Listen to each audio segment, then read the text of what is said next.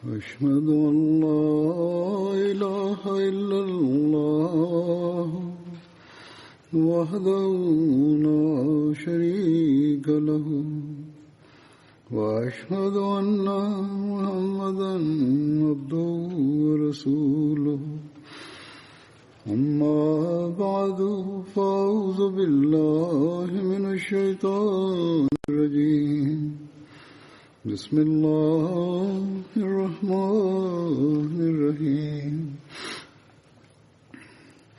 الحمد لله رب العالمين الرحمن الرحيم مالك يوم الدين إياك نعبد وإياك نستعين اهدنا الصراط المستقيم صراط الذين أنعمت عليهم غير المغضوب عليهم ولا الضالين.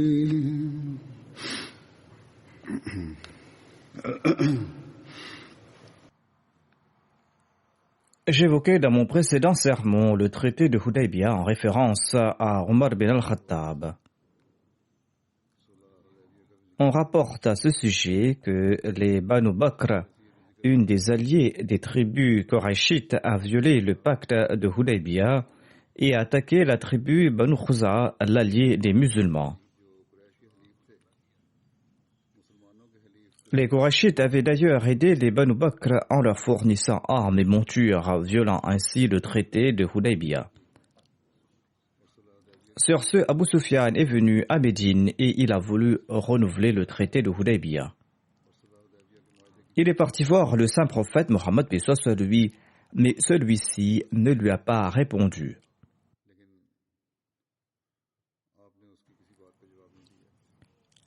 Ensuite, Abu Sufyan s'est rendu chez Abu Bakr et il lui a demandé d'intercéder auprès du saint prophète Mohammed paix soit lui en sa faveur. Mais Abu Bakr a refusé de le faire. Sur ce, Abu Sufyan s'est rendu chez Omar et il lui a parlé. Omar lui a répondu: souhaites-tu que j'intercède en ta faveur auprès du saint prophète Mohammed paix soit lui? Par Dieu, même si je possède ne serait-ce qu'une brindille, je me battrai contre vous avec.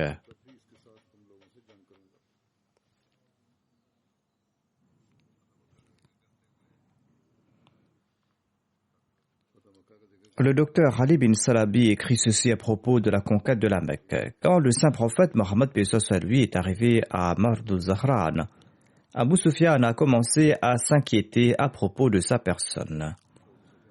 Abbas, l'oncle du saint prophète Mohammed paix soit lui, lui a conseillé de demander la protection du saint prophète Mohammed paix soit lui. Abbas déclare: j'ai dit à Abu Sufyan, malheur à toi. L'envoyé d'Allah est présent. Abu Sufyan a répondu: que mes parents soient sacrifiés pour toi. Comment me sortir d'affaire? Abbas a répondu: par Allah, si ces gens t'attrapent, ils vont te tuer certainement. Monte sur la mule derrière moi, je te présenterai au saint prophète Mohammed paix soit lui. Ensuite, je lui demanderai de t'accorder sa protection. Abbas déclare que Abu Sufyan est monté derrière moi. Quand je passais devant un des feux allumés par les musulmans, il me demandait qui m'accompagnait sur la mule. Il faisait nuit et les musulmans avaient allumé des feux. Et quand il voyait le mulet du saint prophète Mohammed paix soit lui et que j'étais dessus, il s'exclamait: l'oncle de l'envoyé d'Allah se trouve sur son mulet. J'ai avancé tant et si bien que je suis passé devant le feu d'Omar bin al-Khattab. Il m'a demandé: qui est-ce? Omar s'est tenu à côté de moi. Lorsqu'il a vu Abu Sufyan, il s'est exclamé: Abu Sufyan, l'ennemi d'Allah, toutes les louanges appartiennent à Allah qui nous a accordé la victoire sur toi sans qu'on s'engage. Ensuite, Abbas a présenté Abu Sufyan au saint prophète Mohammed lui. Omar était aussi de la compagnie. Il a déclaré au envoyé d'Allah, sallallahu alayhi wa sallam, « Permettez-moi de décapiter Abu Sufyan. » Abbas a déclaré au envoyé d'Allah, « Je lui ai offert ma protection. » Quand Omar a insisté, j'ai déclaré, « Oh Omar, attends un peu. Si Abu Sufyan appartenait à ta tribu, les Banu Adi, tu n'aurais pas répété ces propos. Tu sais qu'il appartient aux Banu Abd Manaf. » Omar a répliqué, « Écoute Abbas, par Allah, ta conversion à l'islam m'a réjoui plus que la conversion probable de mon père. Car je savais que le saint prophète Mohammed lui appréciait davantage ta conversion que celle de mon père. » Sur ce, le saint prophète Mohammed lui a déclaré, « Oh Abbas, retourne avec Abu Sufyan et reviens le lendemain matin. » C'était là une conversation entre Omar et Abbas. En fin de compte, le saint prophète Mohammed lui a demandé à Abbas de repartir avec Abu Sufyan, étant donné que Abbas lui avait accordé sa protection. L'envoyé d'Allah sallallahu alayhi wa sallam n'avait quant à lui rien à dire à Abu Sufyan. Abu Bakr bin Abdurrahman relate qu'au cours du mois de Sha'ban, en l'an 7 de l'Hégire, le saint prophète Mohammed lui avait envoyé Omar bin al-Khattab pour une expédition avec 30 personnes dans la vallée de Tarouba contre un des clans des Banu Hawazin. Cette vallée est située à 2 jours de voyage de la Mecque et les Banu Hawazin y résidaient. Il s'agit de 2 jours de voyage à dos de monture qu'on utilisait à l'époque.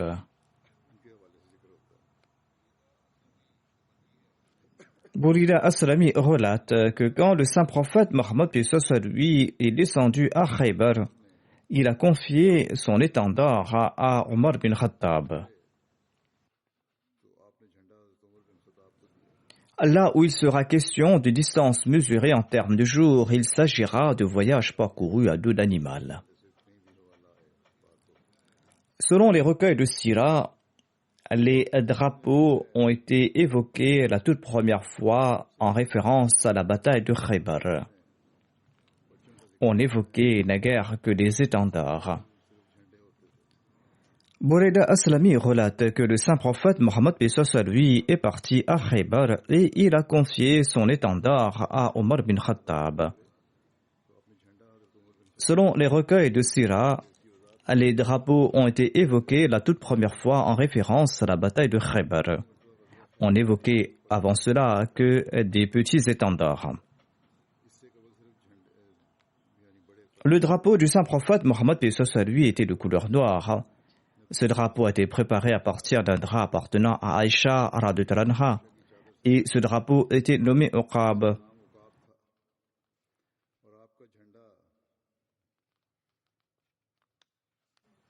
Et le deuxième drapeau du saint prophète lui était blanc et ce drapeau a été confié à Ali radhiyallahu anhu. Le premier drapeau était de couleur noire et a été préparé à partir d'un drap appartenant à Aïcha, la mère des croyants. Le deuxième drapeau était de couleur blanc. Il avait confié à Ali.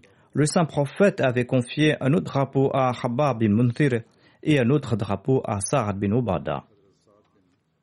Lorsque le saint prophète Mohammed lui a visité Khaybar, il souffrait de douleurs à la tempe et il ne pouvait pas sortir. À cette occasion, il a d'abord confié son drapeau à Abu Bakr. Ensuite, il a offert le même drapeau à Omar. La bataille était violente ce jour-là, mais les musulmans n'ont pas pu conquérir la forteresse. Le saint prophète Mohammed lui a déclaré « Demain, je confierai le drapeau à la personne par qui Allah accordera la victoire. » Ainsi, le lendemain, le saint prophète a confié le drapeau à Ali.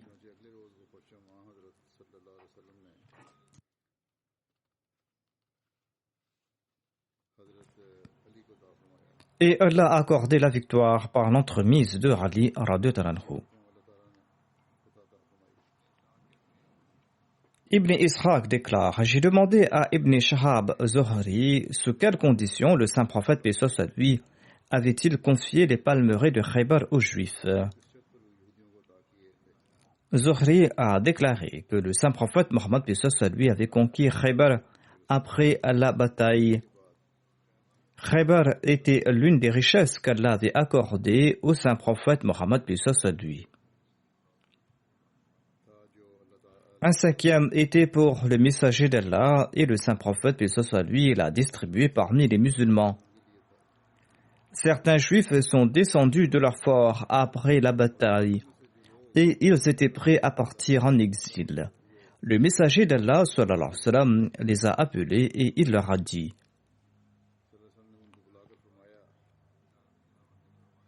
Il leur a dit que si vous le souhaitez, ces propriétés peuvent vous être confiées, à condition que vous y travaillez et que les fruits soient distribués parmi nous et vous.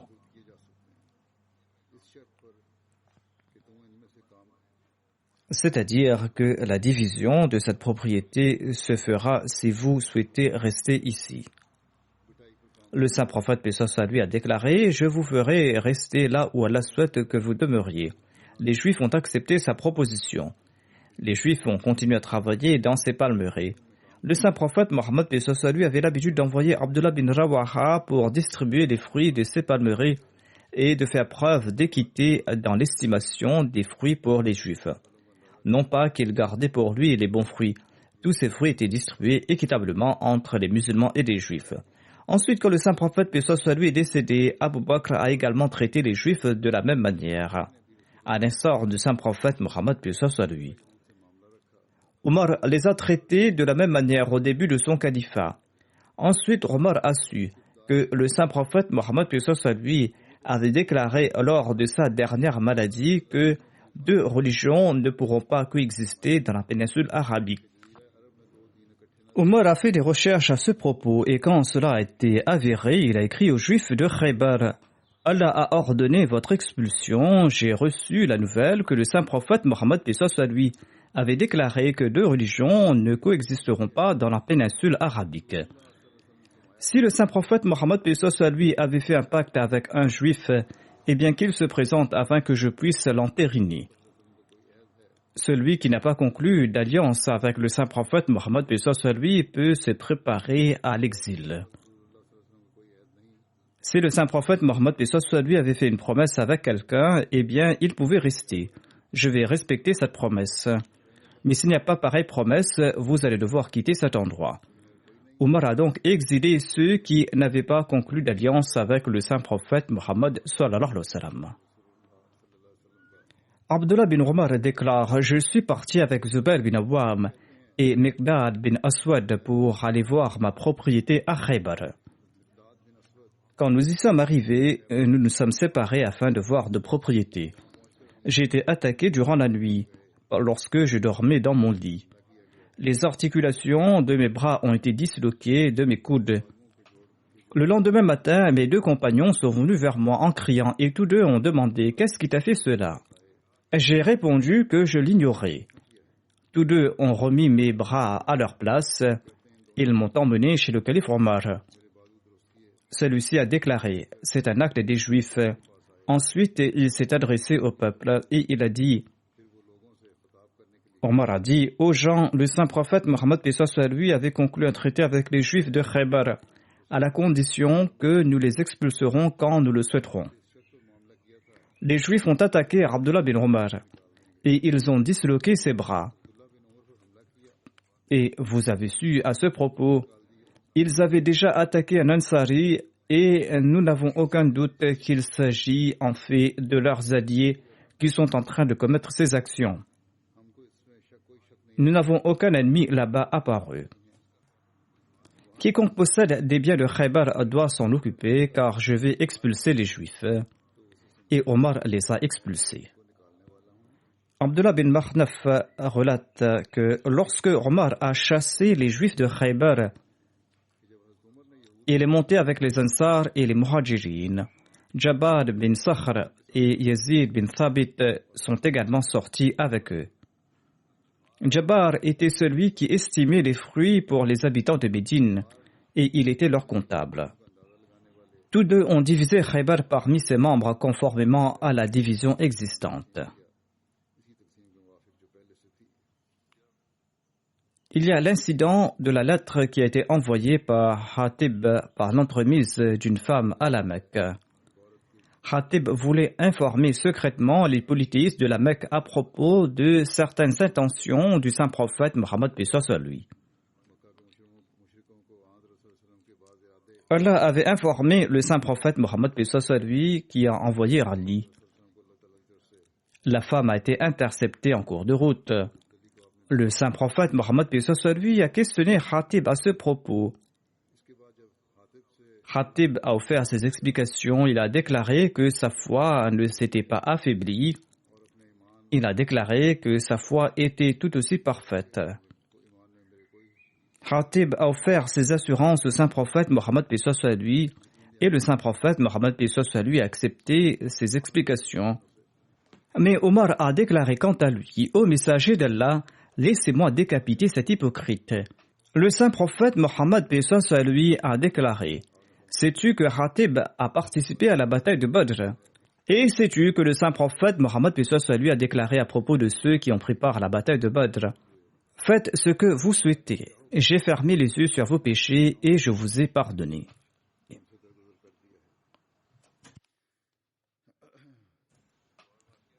Il existe un autre incident qui n'est pas lié directement à Omar radhiyallahu anhu, mais il y a été mentionné implicitement. J'en fais mention ici. Abu Qatada déclare que lors de la bataille de Hunayn, j'ai vu un homme parmi les musulmans qui combattait un polythéiste. Un autre polythéiste l'a trompé et l'a secrètement attaqué par derrière. Voyant cela, je me suis précipité vers l'homme qui voulait tromper ce musulman.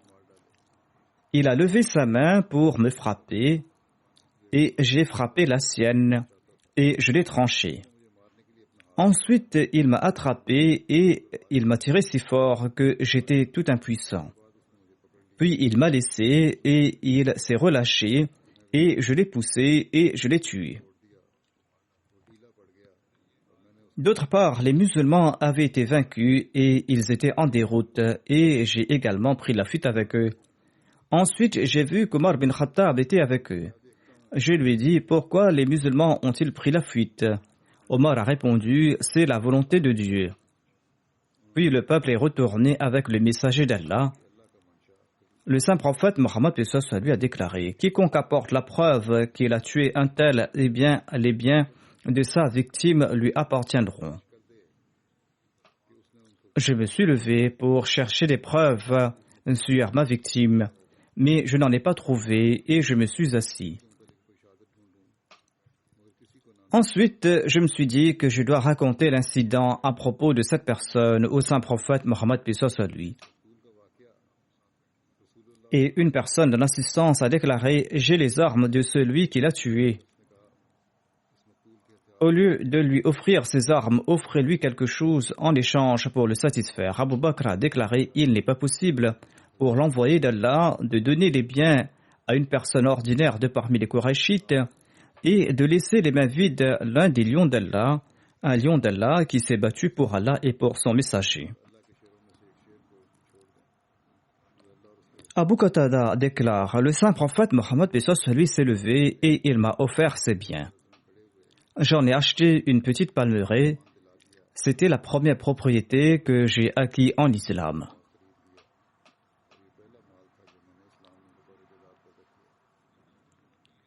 Ibn Omar relate: lorsque nous sommes revenus de Hunayn, Omar a interrogé le saint prophète Mohammed paix soit lui sur un vœu qu'il avait fait à l'époque de l'ignorance, c'est-à-dire le fait d'accomplir l'itikaf. Le saint prophète paix soit lui a demandé d'accomplir ce vœu, même si ce vœu date de l'époque de l'ignorance. Ainsi donc, il est nécessaire de remplir toute promesse qu'on a pu faire dans le passé, tout en respectant les principes de l'islam. C'est là une des conditions qui accompagnent ces vœux. Quel était le rôle de Omar lors de la bataille de Tabouk? Avant cette bataille, le saint prophète Mohammed lui avait fait un appel spécial pour des dons. Omar relate son histoire en ces termes. Il déclare: un jour, le saint prophète Mohammed lui nous a demandé de faire de l'aumône. J'avais des biens à l'époque et je me suis dit: aujourd'hui est le jour de dépasser Abu Bakr. Et j'ai apporté la moitié de mes biens. Le saint prophète Mohammed lui m'a demandé: qu'est-ce que tu as laissé pour ta famille? J'ai dit que j'avais laissé autant que j'avais apporté, c'est-à-dire la moitié. Abu Bakr, quant à lui, a apporté tout ce qu'il possédait. Et moi, j'ai apporté la moitié de mes biens. Et Abu Bakr a apporté, quant à lui, tout ce qu'il possédait. Le saint prophète Mohammed lui a posé la même question, à savoir ce qu'il avait laissé pour sa famille. Abu Bakr a répondu que je leur ai laissé Allah et son messager. Omar s'est dit que j'ai compris que je ne pourrai jamais le devancer dans quelque domaine que ce soit. Hazrat Muslim Maud relate à ce propos que Omar raconte à propos d'un djihad que Abu Bakr me dépassait toujours et je me suis dit qu'aujourd'hui je vais le dépasser. Je suis rentré chez moi et j'ai pris la moitié de ma fortune et je l'ai présenté au saint prophète Mohammed lui. C'était une période de grande épreuve pour l'islam, mais Abu Bakr a apporté toute sa fortune et il les a offertes au saint prophète Mohammed lui. Le saint prophète Mohammed lui a demandé: qu'est-ce que tu as laissé à la maison? Il a répondu: j'ai laissé à la maison Allah et son messager. Omar déclare que j'étais très embarrassé d'entendre cela et j'ai pensé qu'aujourd'hui je souhaitais surpasser Abu Bakr, mais même aujourd'hui il m'a dépassé.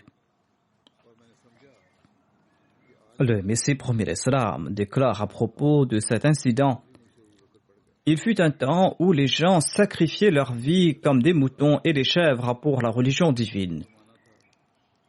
On trouve mention des fortunes des uns et des autres. Abu Bakr as-Siddiq a sacrifié toute sa fortune plus d'une fois. Ce n'était pas un événement ponctuel, cela s'est passé plus d'une fois. Et Abu Bakr n'a même pas gardé une aiguille à la maison. Plus d'une fois, Omar, selon ses dispositions, et Uthman, selon ses moyens, et selon son statut, en ont fait de même. Tous les compagnons étaient prêts à sacrifier leur vie et leurs biens pour cette religion divine.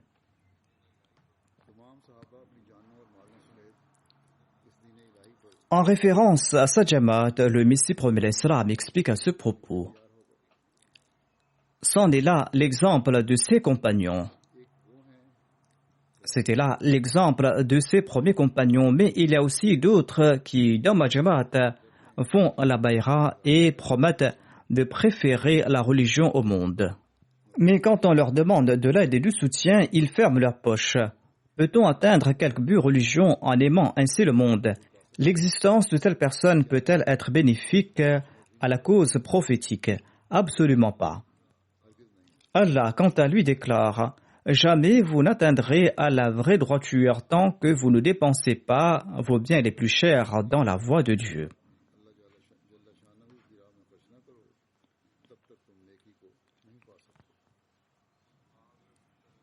Quelle a été la réaction de Omar lorsque le saint prophète Mohammed est décédé? Ibn Abbas relate à ce sujet que l'heure de la mort du saint prophète Mohammed lui approchait. Et il y avait des hommes à la maison, parmi lesquels il y avait Omar bin al-Khattab. Le saint prophète Mohammed lui a déclaré: laissez-moi vous faire écrire quelque chose après laquelle vous n'allez pas vous égarer. Il s'agit des derniers jours de la maladie du saint prophète Mohammed lui. Sur ce, Omar a dit aux gens qui étaient assis autour de lui: l'envoyé d'Allah est très malade et vous disposez du Saint-Coran. Le livre d'Allah vous suffit. Les gens de la maison n'étaient pas d'accord et ils se sont disputés. Et lorsque le débat a commencé, certains d'entre eux disaient: apportez un morceau de papier et une plume afin que l'envoyé d'Allah puisse vous écrire quelque chose, après quoi vous n'allez pas vous égarer. Certains d'entre eux répétaient ce que disait Omar, à savoir: ne dérangez pas le prophète de Dieu. Lorsque la discussion a pris de l'ampleur, le saint prophète Mohammed lui a déclaré « Sortez d'ici ». Ce récit est tiré du recueil de Muslim.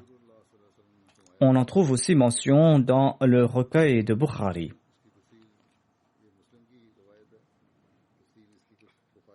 Ubaydullah bin Abdullah rapporte d'Ibn Abbas que quand la maladie du saint prophète Mohammed lui s'était aggravée, le saint prophète lui a déclaré « Apportez-moi quelque chose pour que je puisse vous dicter des consignes que vous n'oublierez pas. » Omar a dit à ceux qui étaient autour de lui « La maladie du saint prophète Mohammed lui s'est aggravée. Mais nous disposons du livre d'Allah et cela nous suffit. » Il voulait dire que le Saint-Coran nous suffit, c'est pour cette raison que ce n'est pas la peine de déranger le saint prophète lui. Ceux qui étaient présents ont commencé à discuter entre eux et ils ont fait beaucoup de bruit. Le saint prophète a déclaré « Levez-vous et partez de là. Vous ne devez pas vous disputer autour de moi. » Sur ce, Ibn Abbas est sorti et il disait la plus grande perte était qu'on avait empêché le saint prophète Mohammed lui d'écrire ce qu'il souhaitait.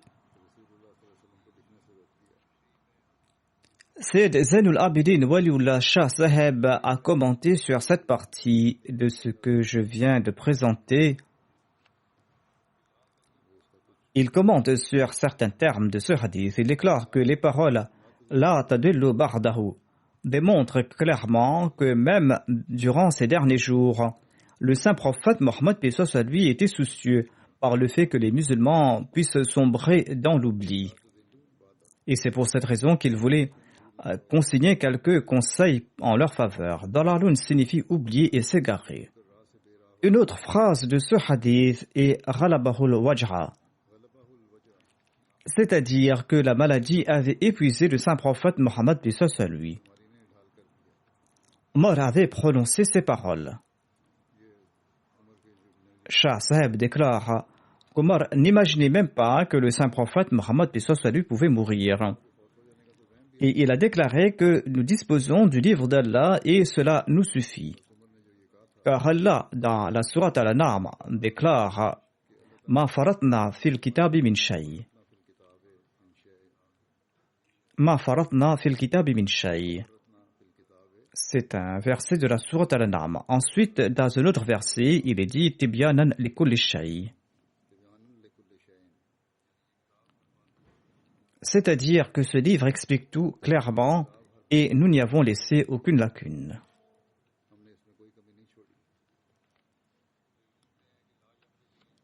Dans le récit, il est dit La yanbaghi 'inda at-tanazur, c'est-à-dire certaines personnes étaient sensibles à l'instar d'Omar et ils ont déclaré qu'il ne faut pas déranger le saint prophète Mohammed lui en pareil moment. D'autres disaient qu'on devait obéir à l'ordre du saint prophète lui et lui apporter du papier et de l'encre. Mais lorsque la dispute a éclaté entre eux, le saint prophète leur a demandé de partir. Il a dit « Ne faites pas du bruit auprès de moi ». Cela démontre que le saint prophète Mohammed lui avait un tel respect pour le livre d'Allah que même dans cet état d'agitation, après avoir écouté Omar, il n'a pas répété la requête de lui apporter du papier et de l'encre. Selon un autre récit d'Al-Bukhari, le saint prophète a vécu quelques jours après cet incident et il a prodigué d'autres conseils, mais il n'a pas répété cette requête. Ces commandements qu'il souhaitait faire consigner en écrit étaient d'ores et déjà présents dans le livre d'Allah. C'était comme s'il voulait insister de s'accrocher au Saint-Coran. Le saint prophète Mohammed lui a soutenu Omar et il est resté silencieux. Il s'agit d'une déférence que ne respectent pas les soi-disant savants d'aujourd'hui. Les soi-disant savants d'aujourd'hui ne respectent pas cette déférence. Lorsqu'ils expriment une opinion, ils la considèrent comme une révélation divine.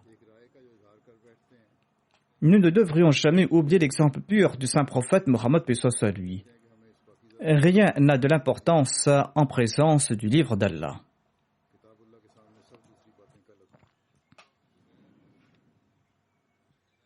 Urwa bin Zubair relate ceci de la part d'Aïcha, l'épouse bénie du saint prophète Mohammed lui. Elle déclare, l'envoyé d'Allah est décédé et Abu Bakr était à Sunouh, qui est situé à 3 km dans les alentours de Médine.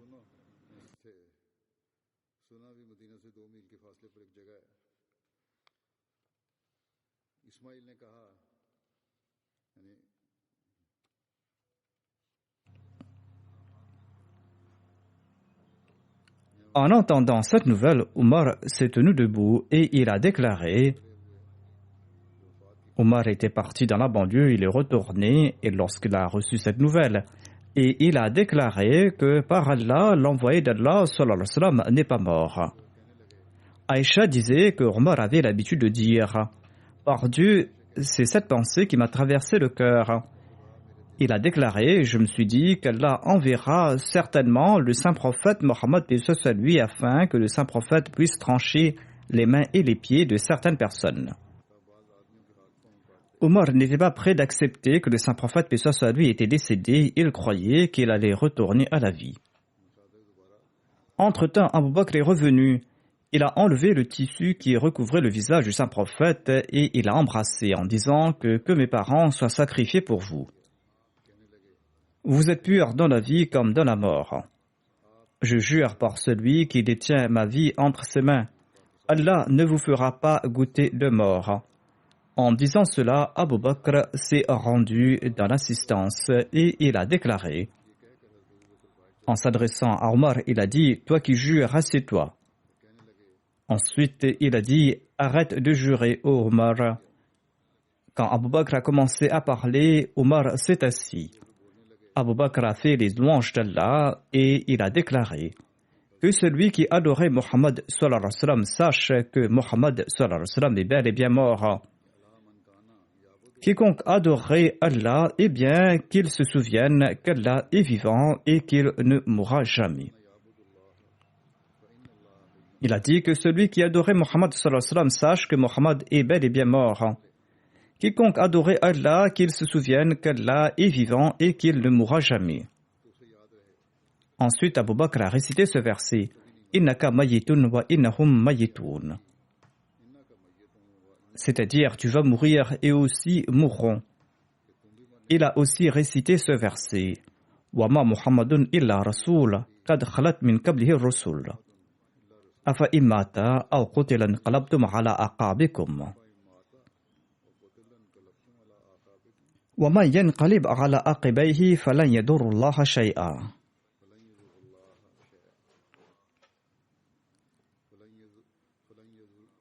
وَسَيَجْزِي اللَّهُ الشَّاكِرِينَ.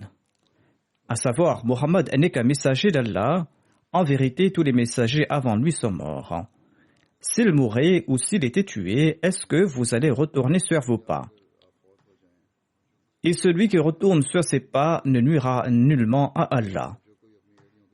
Et Allah récompensera sûrement ceux qui lui sont reconnaissants. Sulayman disait que lorsque les gens ont entendu cela, ils ont tellement pleuré que leurs hoquets ont cessé. Ibn Abbas déclare, par Allah, il semblait que les gens ne savaient même pas qu'Allah avait révélé ce verset jusqu'au moment où Abu Bakr l'a récité. C'était comme si tous les gens avaient appris ce verset d'Abu Bakr. Ensuite, tout le monde récitait ce verset. Zuhri relate que Saïd bin Musayyib lui a dit que Omar a déclaré « Par Allah, dès que j'ai entendu Abu Bakr réciter ce verset, j'ai eu tellement peur que mes pieds ne pouvaient plus me soutenir. Je suis tombé au sol. Quand Abu Bakr a récité ce verset, j'ai su que le saint prophète Mohammed paix soit sur lui était bel et bien mort. » Le Messie premier d'Islam a cité le texte arabe de ce hadith en question. Je présente ici la traduction. Le texte original en arabe sera publié plus tard. Le Messie premier d'Islam déclare donc que Ibn Abbas relate qu'Abu Bakr est sorti le jour du décès du saint prophète Mohammed paix soit sur lui. Omar s'adressait à l'assistance. C'est-à-dire, il disait que le saint prophète, paix soit sur lui, n'était pas mort, mais qu'il était vivant. Abu Bakr a déclaré « Oh Omar, assieds-toi ». Mais Omar a refusé de s'asseoir. Les gens se sont tournés vers Abu Bakr et ils ont quitté Omar. Sur ce, Abu Bakr a déclaré « Louange à Allah. Quiconque d'entre vous adorait Mohammed sallallahu alayhi wa sallam, dit bien qu'il sache que Mohammed, paix soit sur lui, est mort. Quiconque d'entre vous adorait Allah, eh bien qu'il sache qu'Allah est certainement vivant et qu'il ne mourra pas. La preuve de la mort du saint prophète Mohammed paix soit lui est qu'Allah déclare qu'il n'est qu'un messager et que tous les messagers sont décédés avant lui. Abu Bakr a récité ce verset jusqu'au mot Ash-Shakirin.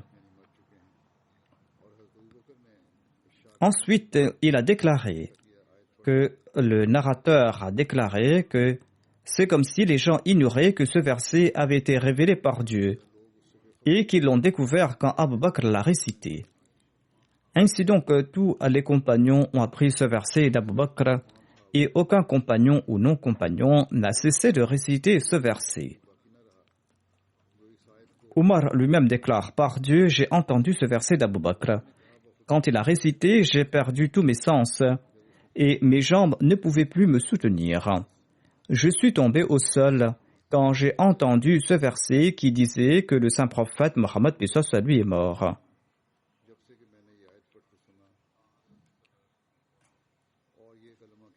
Voici le texte de Kastalani, l'exégèse d'Al-Bukhari. Le Messie promet salam déclare: voici donc le texte de Kastalani, l'exégèse d'Al-Bukhari. Il est dit que Omar bin al-Khattab disait que le saint prophète Mohammed paix soit lui n'est pas mort et qu'il ne mourra pas avant d'avoir tué les hypocrites.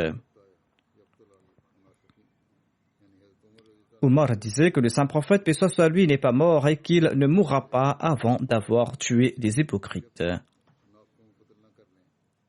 Voici un autre récit à ce propos.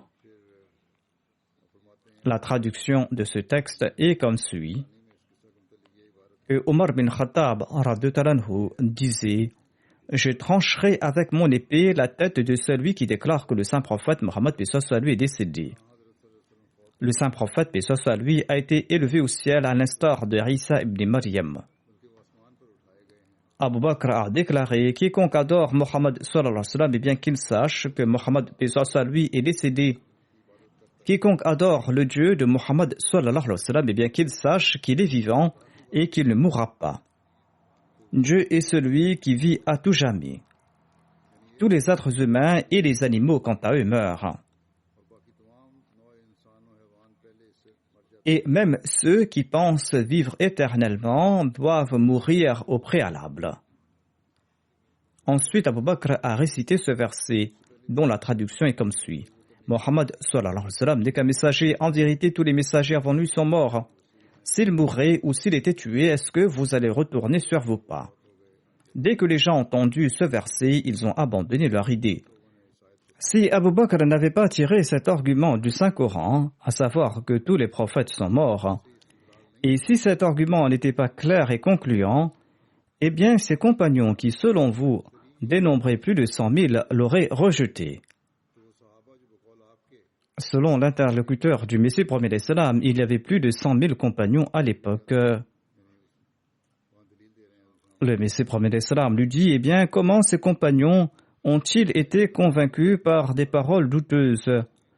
Pourquoi ces compagnons n'ont-ils pas dit: cher maître, votre argument est incomplet et il n'y a pas de texte défini entre vos mains? Ignorez-vous toujours que le Coran lui-même a décrit l'ascension de Jésus au ciel dans son corps charnel dans le verset Rafiuka ilayya? N'avez-vous pas entendu parler du verset Bar Rafa'ullahu ilayhi? Alors pourquoi pensez-vous que l'ascension du saint prophète Mohammed paix soit lui au ciel est impossible? Tel n'était pas l'argument des compagnons. Au contraire, les compagnons qui connaissaient le Saint-Coran ont abandonné la première pensée en entendant le verset et l'explication du mot khalat et l'explication de la clause que s'il devait mourir ou s'il était tué. Oui, leurs cœurs sont devenus très tristes et brisés en raison de la mort du saint prophète Mohammed paix soit lui. Leur vie a été écourtée, certes. Omar lui-même déclare que après avoir entendu ce verset, mes jambes ne pouvaient plus me porter et je suis tombé au sol. Saint est Allah. Voyez à quel point ils étaient éclairés et attachés au Saint-Coran. Dès qu'il a entendu le verset et s'est rendu compte que tous les prophètes précédents étaient morts, il a commencé à pleurer et il était empli de chagrin et il n'a rien fait. À une autre occasion, le Messie prophète a déclaré: Omar a dit que je tuerai de mon épée quiconque affirme que notre maître Mohammed lui est mort. Il est clair que Omar était allé trop loin concernant la vie du saint prophète Mohammed lui, et ce en raison de certaines de ses idées. Et il considérait que la parole que la mort du saint prophète Mohammed lui était une parole au relent d'incrédulité et d'apostasie. Que Dieu le Tout-Puissant accorde des milliers de récompenses à Abu Bakr. Abu Bakr, qui a rapidement mis fin à ses troubles et qui a présenté la réalité, à savoir que tous les prophètes du passé sont morts.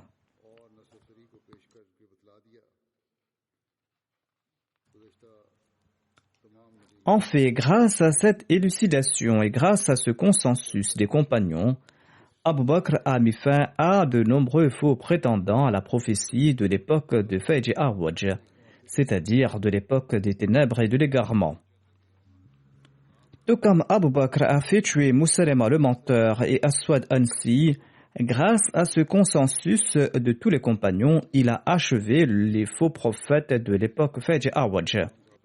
C'est-à-dire, ils ont éliminé cette idéologie trompeuse, tout comme ils ont éliminé ces faux prophètes. En somme, ils n'ont pas tué 4 menteurs, mais 5. Ensuite, le Messie prophète déclare: Ô Seigneur, accorde des millions de bénédictions à leur âme. Si le mot khalat dans ce verset signifiait que certains prophètes sont toujours vivants au ciel, alors dans ce cas, Omar aurait raison et ce verset ne lui aurait pas été nuisible, mais ce verset l'aurait soutenu. Mais la phrase suivante de ce verset en est l'interprétation. Il déclare que s'il mourait ou s'il était tué. Le regard d'Abu Bakr est tombé sur cette partie du verset et affirmait que cette clause signifiait tout simplement que tous les prophètes du passé sont tout simplement partis, soit qu'ils sont morts ou qu'ils sont toujours vivants. Eh bien, c'est là une interprétation trompeuse, c'est un subterfuge. Il s'agit d'un mensonge flagrant contre la déclaration divine. Et ceux qui ne craignent pas le jour du jugement et qui l'interprètent contrairement à l'interprétation de Dieu sont sans aucun doute sous la malédiction éternelle de Dieu. Mais Omar ne connaissait pas ce verset à l'époque et certains des autres compagnons souffraient également de la même idée fausse. Et ils étaient pris dans l'oubli qui est le lot de l'humanité. Et ils croyaient que certains prophètes sont encore en vie et que ces prophètes reviendront au monde. Pourquoi donc le saint prophète ne serait-il pas comme eux? Voilà ce que pensaient ses compagnons. Mais Abu Bakr a récité le verset dans son intégralité. Et en lisant « S'il mourait ou s'il était tué », il a expliqué clairement que le terme « khalat » possède uniquement ces deux sens. C'est-à-dire mourir de mort naturelle ou être tué. C'est là qu'ils ont accepté leur erreur et tous les compagnons étaient unanimes que tous les prophètes d'antan sont morts. Et les mots « s'il mourait ou était tué » les ont beaucoup affectés. Et tout le monde a abandonné sa croyance contraire à cela. Toutes les louanges appartiennent à Allah. Le Messie prophète a présenté ses explications dans son ouvrage Tofa Raznawiya. Il déclare dans un autre endroit: lors du décès du saint prophète Mohammed lui, il y avait un consensus entre les compagnons que tous les prophètes étaient morts. Omar avait dit que le saint prophète n'était pas encore mort et il a brandi son épée. Mais Abu Bakr s'est levé et il a proclamé: Ma Muhammadun illa Rasul qad khalat min qablihi Rasul.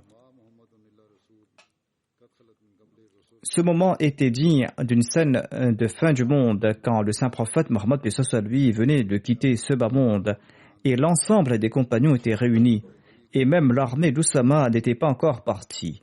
En réponse à Omar, Abu Bakr avait proclamé à voix haute que Mohammed était décédé et il a rappelé qu'il n'était qu'un prophète en citant ce verset. Si les compagnons n'avaient qu'une once de croyance dans le fait que Aïssa était toujours en vie, eh bien, ils auraient nié cet argument. Mais ils sont tous restés silencieux, et ce verset était récité partout, comme si ce verset venait d'être révélé.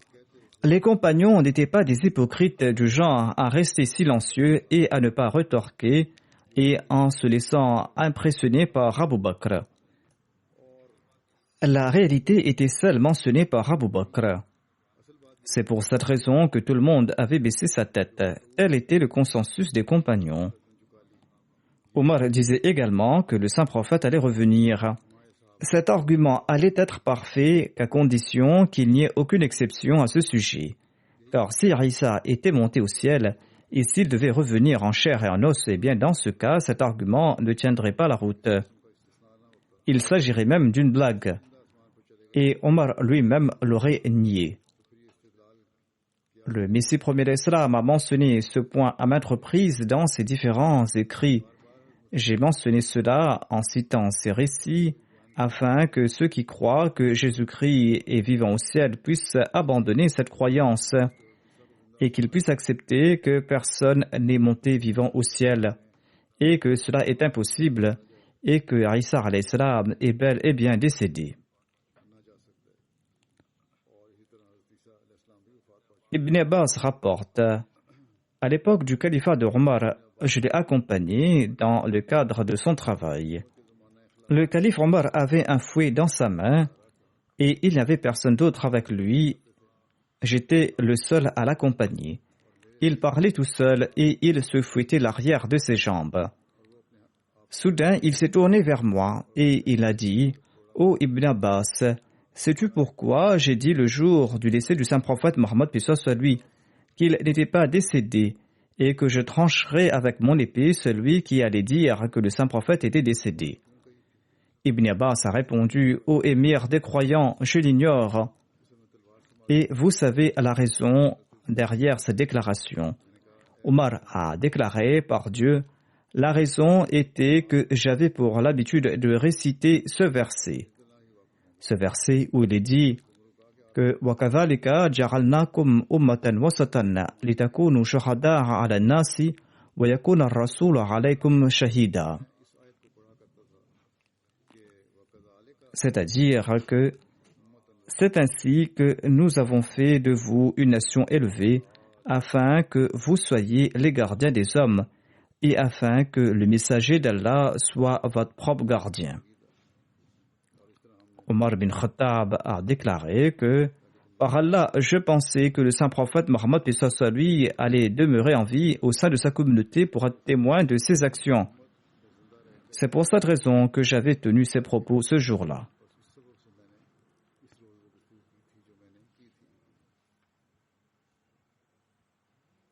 Je réitère ici le récit tiré d'Al-Bukhari à propos de l'élection du calife Abu Bakr.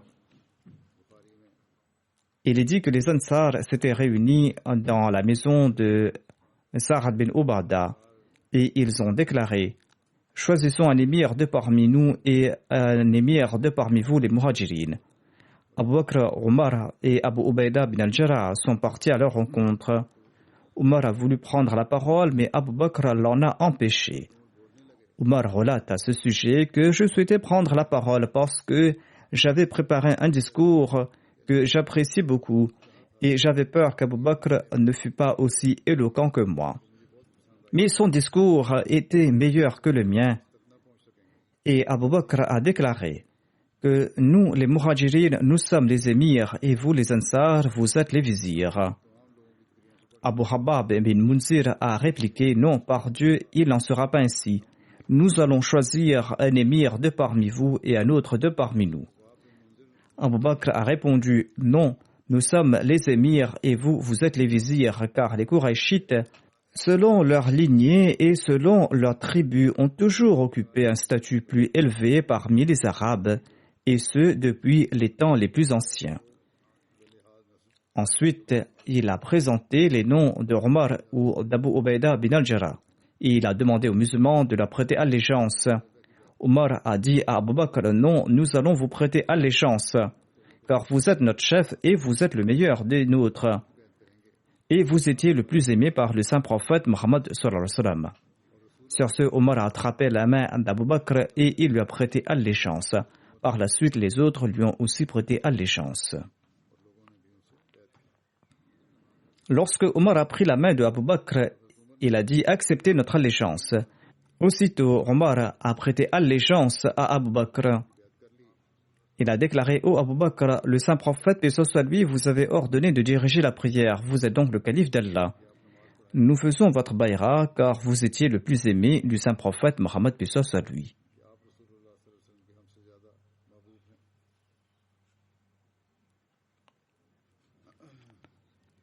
La biographie d'Ibn Hisham relate ceci concernant la sédition des apostats. Il est dit que lorsque le saint prophète est décédé, les souffrances des musulmans ont pris de l'ampleur. Un récit m'a été rapporté par Aïcha. Elle déclare que lorsque le saint prophète est décédé, les Arabes, certains parmi eux, ont emprunté la voie de l'apostasie, les Juifs et les chrétiens se sont soulevés et l'hypocrisie était devenue manifeste. Ceci a été rapporté par Ibn Ishaq. Abu Huraira déclare que lorsque le messager d'Allah est décédé et que Abu Bakr est devenu calife après lui, certains Arabes ont pris la voie de l'apostasie et Omar a demandé au calife Abu Bakr: comment allez-vous vous battre contre ces personnes? Parce que le saint prophète a déclaré que j'ai été ordonné de combattre ces personnes jusqu'à ce qu'il déclare qu'il n'y a pas d'autre Dieu à part Allah. C'est-à-dire qu'il ne faut pas combattre celui qui déclare l'unicité de Dieu. Celui qui déclarera qu'il n'y a pas d'autre Dieu à part Allah, eh bien ses biens et sa vie seront préservés, à moins qu'il y ait une raison légale de ne pas le protéger, et Allah sera responsable de son jugement. Abu Bakr a déclaré: par Allah, je combattrai celui qui fera une différence entre la salat et la zakat.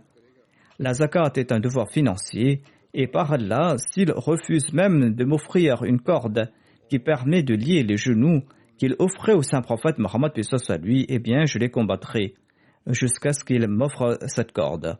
Omar bin Khattab a ajouté: par Allah, j'ai vu que par la suite Allah avait convaincu Abu Bakr de combattre ces apostats et j'ai compris que c'était là la bonne chose à faire. Lors du départ de l'armée d'Oussama bin Zayd, Abu Bakr avait prodigué des conseils à Oussama qui était sur sa monture, et Abu Bakr marchait à ses côtés. Oussama a invité Abu Bakr à monter sur une monture, sinon il allait marcher également. Abu Bakr lui a répondu: reste sur ta monture, par Dieu, je ne monterai pas. Ensuite il a déclaré: pourquoi est-ce que je ne vais pas marcher dans la voie de Dieu? Car en échange de tout pas que le combattant fait dans la voie de Dieu, eh bien 700 actes de piété sont inscrits dans son registre, et 700 exaltations de rang sont inscrits pour lui, et 700 de ses péchés sont pardonnés. Après lui avoir prodigué ses conseils, Abu Bakr a déclaré que si tu le souhaites, eh bien tu peux m'aider à travers Omar. C'est-à-dire, il lui a demandé la permission de laisser Omar derrière lui, car le saint prophète avait demandé à Omar de faire partie de l'armée d'Oussama. Et Oussama a accepté la requête d'Abu Bakr. À l'époque d'Abu Bakr, au cours de la bataille de Yamama, 70 Houffaz qui avaient mémorisé le Saint-Coran sont tombés à martyr. Zayd bin Thabit Ansari relate à ce propos que Abu Bakr m'a fait appeler lorsque de nombreux musulmans de Yamama sont tombés à martyr. Omar était à ses côtés. Abu Bakr a déclaré que Omar est venu me voir et m'a informé que de nombreuses personnes étaient tombées à martyr lors de la bataille de Yamama et j'ai peur que d'autres caries, des personnes ayant mémorisé le Saint-Coran, de tombent à martyr au cours d'autres batailles et qu'ainsi une grande partie du Saint-Coran ne soit perdue à moins que tu ne compiles l'ensemble des versets du Saint-Coran dans un seul endroit et je suis d'avis qu'il faut le faire. Abu Bakr a ajouté: j'ai dit à Omar, comment puis-je ordonner quelque chose qui n'a pas été ordonné par le saint prophète Mohammed, paix soit lui. Omar a répondu: par Dieu, il s'agit d'une tâche noble. Omar a répété cela à maintes reprises au point où Allah m'a convaincu qu'il faut le faire et je considère pertinent ce que Omar a proposé. Zayd bin Thabit déclare que Omar était assis à ses côtés et il gardait le silence. Abu Bakr a ajouté: tu es jeune et tu es sage et nous n'avons aucun soupçon à ton égard. Tu avais l'habitude de transcrire les révélations reçues par le saint prophète Mohammed, paix soit lui. Cherche toutes ces parties du Saint-Coran et compile-les. Zayd bin Thabit a répondu: je jure au nom de Dieu que s'il m'avait confié la tâche de déplacer une montagne d'un endroit à un autre, cela m'aurait été beaucoup plus facile que la tâche qu'il venait de me confier. C'est-à-dire, la tâche de compiler le Saint-Coran était une tâche qui était très difficile pour lui. Zayd a répondu: pourquoi est-ce que vous entreprenez ce que le saint prophète n'a jamais entrepris? Abu Bakr a déclaré: par Allah, il s'agit d'une tâche qui est noble. Zayd a ajouté, j'ai répété cela à maintes reprises jusqu'à ce qu'Allah m'ait convaincu comme il avait convaincu Abu Bakr et Omar. Je me suis levé et je suis parti à la recherche de ces différentes parties du Saint-Coran. Je les ai recherchées sur des morceaux de cuillère, sur des omoplates, sur des branches de palmiers de dattes et dans la mémoire des gens. Et j'avais trouvé 2 versets de la sourate Torba auprès de Hudayma Ansari, des versets que je n'avais trouvés chez personne d'autre. Il s'agit de ces 2 derniers versets. L'un de ces 2 versets se dit ainsi: لقد جاءكم رسول من أنفسكم عزيز عليه ما عنتم حريص عليكم بالمؤمنين رؤوف رحيم.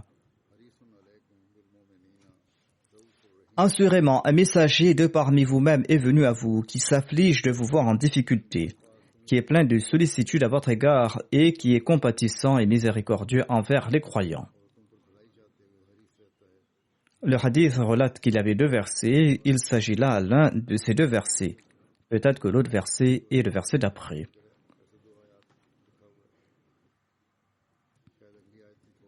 Selon les récits, les feuilles sur lesquelles le Saint-Coran a été compilé sont restées en possession d'Abu Bakr jusqu'à son décès. Ensuite, c'était en possession de Omar jusqu'à son décès. Ensuite, cela a été transmis à Hafsa bint Umar. Ousmane avait récupéré ces textes auprès de Hafsa bint Umar, comme je l'avais dit auparavant. Je continuerai ces récits sur Omar radhiyallahu anhu la prochaine fois, Inch'Allah.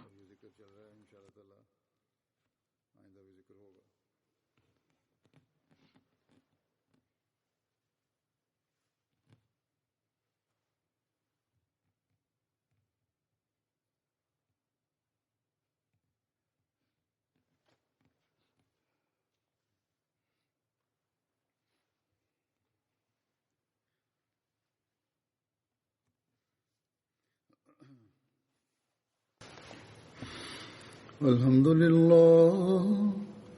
لله نحمده ونستعينه ونستغفره ونؤمن به ونتوكل عليه ونعوذ بالله من شرور أنفسنا ومن سيئات أعمالنا من يهده الله فلا مضل له ومن يضلل فلا هادي له ونشهد أن لا إله إلا الله ونشهد أن محمدا عبده ورسوله عباد الله رحمكم الله إن الله يأمر بالعدل والإحسان وإيتاء ذي القربى وينهى عن الفحشاء والمنكر والبغي يعظكم لعلكم تذكرون اذكروا الله يذكركم وادعوه يستجب لكم ولذكر الله أكبر